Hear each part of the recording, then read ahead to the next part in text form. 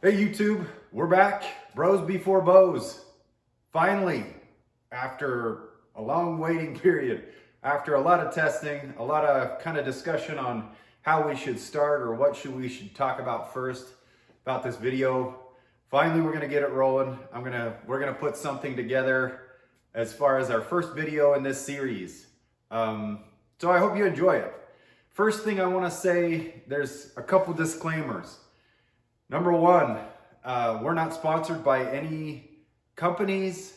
We're not paid to use any products. We're not given any products to test or use. So all of the things that you'll see as far as products that we use,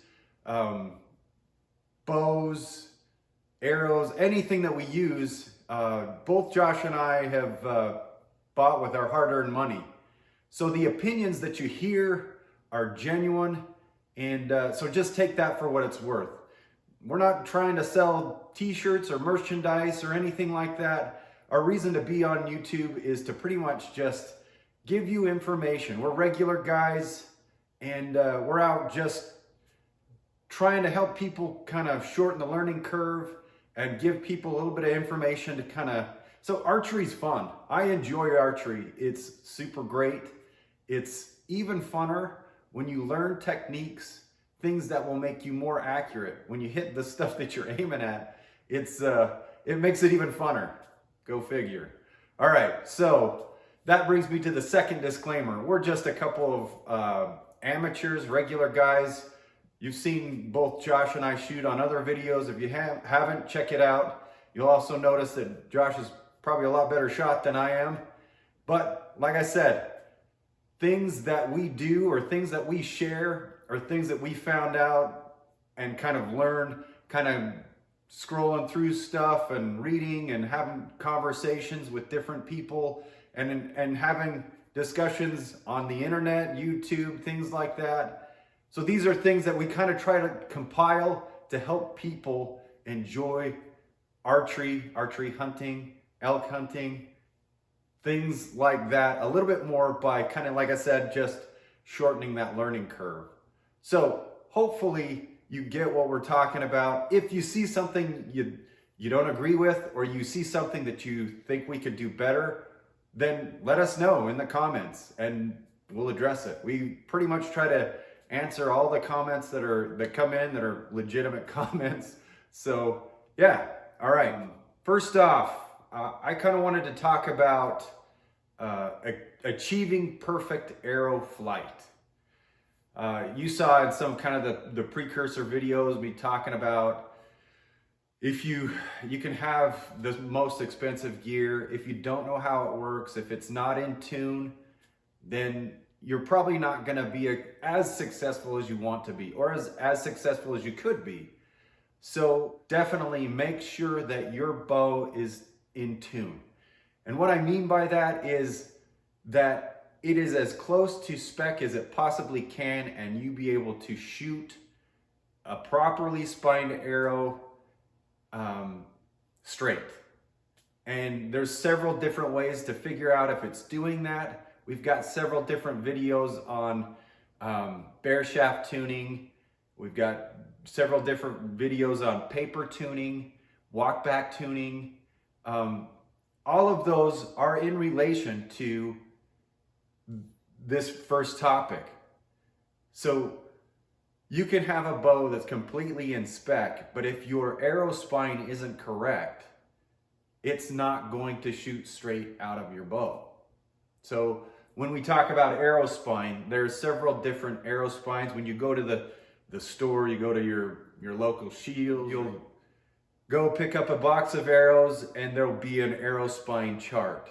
Now, that arrow spine chart is a broad spectrum. And it doesn't necessarily mean that all 300 arrow spines will shoot out of X, Y, Z. There's a lot of different factors that come into that. Factors like bow poundage, draw length, which would change your arrow length, which in turn changes the arrow's spine. So, like I said, that's a good starting point to figure out if your arrow is properly spined. What those charts really don't take into account also is your point weight up front. So we'll probably have some more videos that talk about point weight, overall weight, and utility of those arrows and why we do what we do. But I'm just going to pretty much address spine here, okay? Arrow spine. To achieve perfect arrow flight, I'm gonna describe arrow spine like this. I'm gonna draw a diagram like this. Well, maybe I'll make that a little bit different. Maybe I'll make it a little bit more forgiving than that, because we'll go like that. So if you draw a line down the center of that, we're going to consider this to be too stiff, and this over here to be too weak.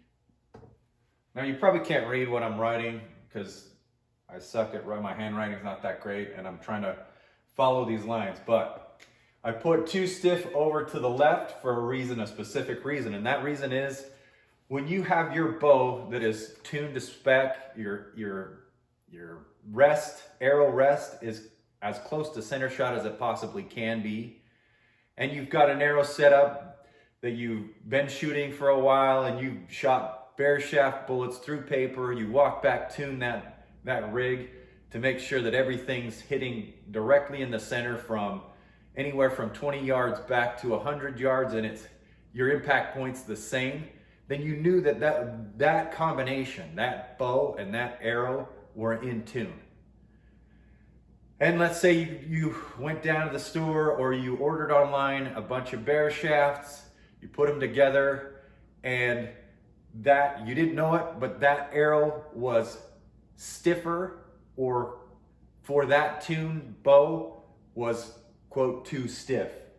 So what you would see if you shot those arrows through paper, you would see this right here. So this is your aim point. You'd see that bare shaft go through with a tail to the right. So you'd see a tail right tear for that shaft that is too stiff. Now let's go the other side. Conversely, you went and you picked up the arrow chart, you looked at the things, you built your arrows, put them all together, and you shot your arrow through paper, and you got this to the right side with a tail left tear. That would indicate that arrow is too weak for your bow setup. Doesn't necessarily mean that your bow is not tuned. It might not be tuned to that specific arrow, if that makes sense. And the crazy part about that is even each arrow out of a batch of 12 has slightly different characteristics. There's a variance between each arrow, and they'll tell you. Usually the arrow companies will tell you what the variance is as far as straightness and spine tolerance, if that makes any sense. And I might be misspeaking a little bit, but yeah, that's how I understand it. So if it's, by this diagram you can see, to find the perfect arrow that is perfectly spined for your setup is dang near impossible to find. So what we normally do is we shoot for a happy medium. And what I mean by that is something that's fairly close to what we were shooting before. And what you can do is you can make slight changes to either the arrow or your bow to make those two come in tune, if that makes any sense. And you can do that by a couple different ways with your bow. maybe slightly easier than you could with your arrow. But if you don't want to change your bow, let's assume we've got our bow set up and we're not going to mess with our bow. We're talking about arrows today. So like I said, this arrow, the perfect arrow, is kind of hard to find. So I'm going to get rid of that. Whoa. Get rid of that. And what I'm saying by this diagram, once we start to get into these sides, changes to the arrow might be too drastic. Or maybe even changes to the bow might be too drastic. We might have to think of, if we're over here, a weaker spine. Or if we're over here, we have to think of a stiffer spine to build that same setup, if that makes any sense.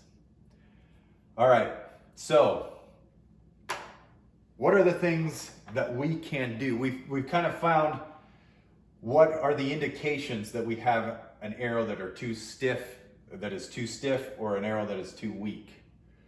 So what are the modifications that we can do to an arrow to make it, let's say we've got an arrow that's too weak on the right side over here. There's a couple of things that we can do different to make that arrow. So this arrow right here is a 250 spine, and I'm shooting it out of an 80-pound bow. My draw length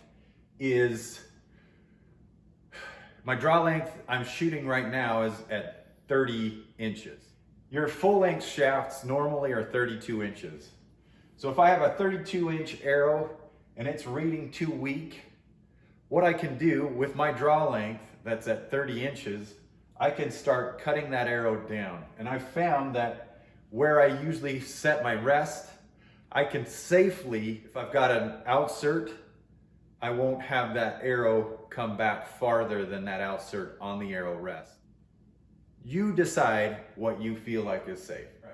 So if you've got an arrow that's too weak, it's full length, you can definitely start taking half-inch increments off of that arrow until you see that arrow start to come back towards center. And we did a video, I think it's entitled Increasing Arrow Lethality, where we go through this process of finding the perfect shaft spine.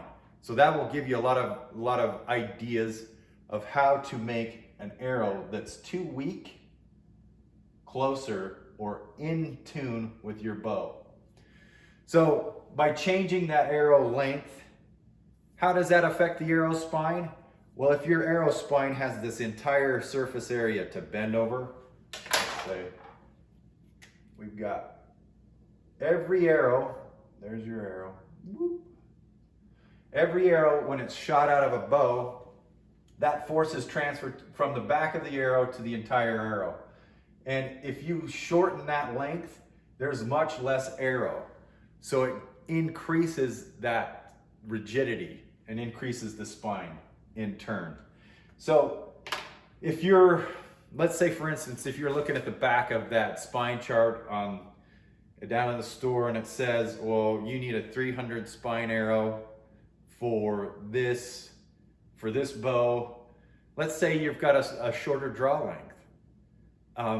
For a 300 spine arrow, and that's usually for a 70-pound bow. But if your draw length is, let's say it's 27 inches, you might be able to get by with shortening that arrow to less than 27 inches and be able to shoot a 350 spine. But like I said, that's all dependent on what you put in the front. And we'll talk about, let's say you've got an arrow that's too stiff. So if you have an arrow that's too stiff, what can you do? If you're shooting a bow that you can change the poundage, that you actually have room to go up, you can increase your poundage. And that will actually change the amount of force that you're putting in the back and change the amount of force that you induce into this arrow, which will change the amount of flex that it has and reacts out of the bow. And that can actually help you get an arrow that is too stiff to act more like it's perfectly spined. There's another thing that you can do is you can add point weight. Point weight will, in turn, if you increase this point weight up here in the front, that's much more mass in the front that this arrow has to push when it's pushed from behind, which will increase the flex of that arrow when that energy is transferred into that arrow. One thing I will say about adding point weight, if you're trying to get an arrow that is too stiff, sometimes it takes quite a bit more point weight to soften that spine. So if that is your goal and you're not worried about how much total arrow weight you end up with, it's definitely feasible to add more weight to the front of your arrow to soften up that spine. All right. Like I said, our overall goal is to make sure that you achieve perfect arrow flight. And the reason why that's so important, like I said in the beginning, it's a lot funner to hit what you shoot at. It's a lot more ethical to hit what you shoot at when you're out in the backcountry and shooting, where you want to be able to make an ethical kill, make a quick ethical kill, and make sure that you recover your animal. And the best way to do that is make sure that your stuff is shooting. That's exactly right, Ken. We all want to hit what we're shooting at. That should be our number one goal as hunters, as archers. And it really comes down to how that arrow is reacting off of your bow, or the dynamic spine of your arrow. And that, all those things come into play. And it's something that we definitely need to be looking at and thinking about when we're trying to get the perfect arrow flight. And if I could add my 2 cents to it, basically your static spine is what they tell you the spine of the arrow is on the box. They measure that at 28 inches of the arrow with a predetermined weight, and that gives you the spine. Once you start changing your arrow and putting weight on the front and the back end, the dynamic spine changes. And what that is how it reacts coming off of the bow as you shoot. And that can have a huge effect on how that arrow flies once it stabilizes, once you get through that archer's paradox. If your spine is too weak, you're going to still be flexing beyond that archer's where it should be stable. So all really important concepts, and we've got more that we're going to be talking about that are going to contribute to achieving perfect arrow flight. So stay tuned. Give us a like, share, subscribe. We appreciate the watch. Appreciate you guys tuning in. But go ahead and give us a like. That helps get the videos out more. And if you got a minute, give us a little comment. Let us know what you liked, what you didn't like. If you've got an idea or a question, like Kenneth said, we really pay attention to the comments. So, and like I said, that helps get the videos more visible, more out there when people are doing searches. So really appreciate it. Stay tuned, more to come.